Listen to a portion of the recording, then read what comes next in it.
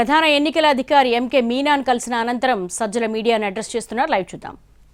అభ్యర్థి వెల్లంపల్లి శ్రీనివాస్తో కలిసి సెంట్రల్ నియోజకవర్గంలో వెళ్తుండగా సింగ్నగర్ ప్రాంతంలో జరిగిన దాడి రాష్ట్రం మొత్తాన్ని కుదిపేసింది. అంతా షాక్కు గురయ్యారు. ఈ విషయం అందరికీ తెలిసింది. అదృష్టం, కేవలం అదృష్టం మాత్రమే ఆయనను కాపాడింది. ఆ రాయి అందరూ చూశారు. రాయో అలాంటి ఆబ్జెక్ట్ ఏది తగిలిన చోట స్పాట్ కరెక్ట్ ఎడమ కన్నుకు పైన, కొంచెం కింద తగిలిన కన్ను ప్రమాదానికి పోయేది, కంచు పోయే అవకాశం ఉండేది. అలాగే కొంచెం వెనక పక్కన కణితికి తగిలి ఉంటే ప్రాణానికే ప్రమాదం జరిగింది. ఇలాంటి దుర్ఘటన, షాకింగ్ ఘటన అది ఎక్కడ జరిగినా దేశమంతా కూడా ఖండించింది. ప్రధానమంత్రి గారితో సహా ముఖ్యమంత్రులు, సీనియర్ నాయకులు అందరూ ఖండించారు. త్వరగా కోరుకోవాలని ఆకాంక్షించారు. కానీ ఇంకో పక్క ఇక్కడ ప్రతిపక్షంలో ఉన్న తెలుగుదేశం పార్టీ అధ్యక్షుడు చంద్రబాబు నాయుడు గారు కూడా ఖండించారు.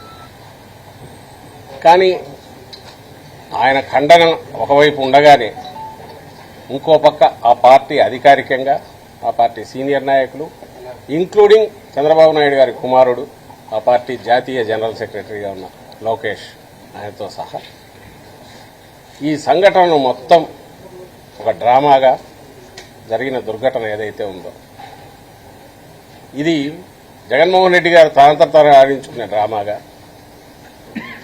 హేళన చేయడం, అబ్యూజ్ చేయడం, కోడికత్తి 2.0 అనడం, అసలు వీళ్ళు రాక్షసులా అనే రకంగా, మనుషుల రాక్షసుల అనే రకంగా ప్రవర్తించడం హేయమైన విషయం.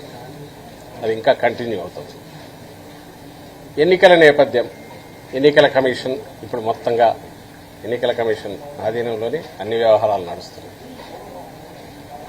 దీనికి ఇంకొక కోణంలో చూస్తే ఈ దాడి జరగడానికి కారణం ఏమై ఉంటుంది, ఎవరై ఉంటారని చూస్తే ఎందుకు కారణం ఏదంటే చంద్రబాబు నాయుడు గారు ఈ మధ్య చాలా రోజుల నుంచి ఈసారి ఆయన నిస్పృహలో, ఆ డెస్పరేషన్లో అబ్యూజివ్ లాంగ్వేజ్ వాడడము, రెచ్చగొట్టే రకంగా మాట్లాడడము, ఆయన పార్టీ కార్యకర్తలను, తెలుగుదేశం కార్యకర్తలు కానీ పబ్లిక్గా మాట్లాడే చోట కానీ, ముఖ్యమంత్రి, రాష్ట్ర ముఖ్యమంత్రి అనేది ఒకటి, ఓ పార్టీ అధ్యక్షుడు అనేది ఒకటి, ఇవన్నీ కాకపోయినా సాటి ఆయనలాగే రాజకీయాల్లో ఉన్నారు. ఒక రాజకీయ పార్టీ అధ్యక్షుడు, ఒక నాయకుడు, మనం జనం ఏమనుకుంటారనేది కూడా లేకుండా అబ్యూజ్ చేయడం అనేది మీరందరూ గమనిస్తూనే ఉన్నారు. బహుశా ఇడుపులపాయలో మొదలైన బస్సు యాత్ర ఈరోజు ఇటువైపు రావడం మొదలు పెట్టాక ఇక్కడ ఇంకా జనం ప్రభంజనంలాగా రావడం,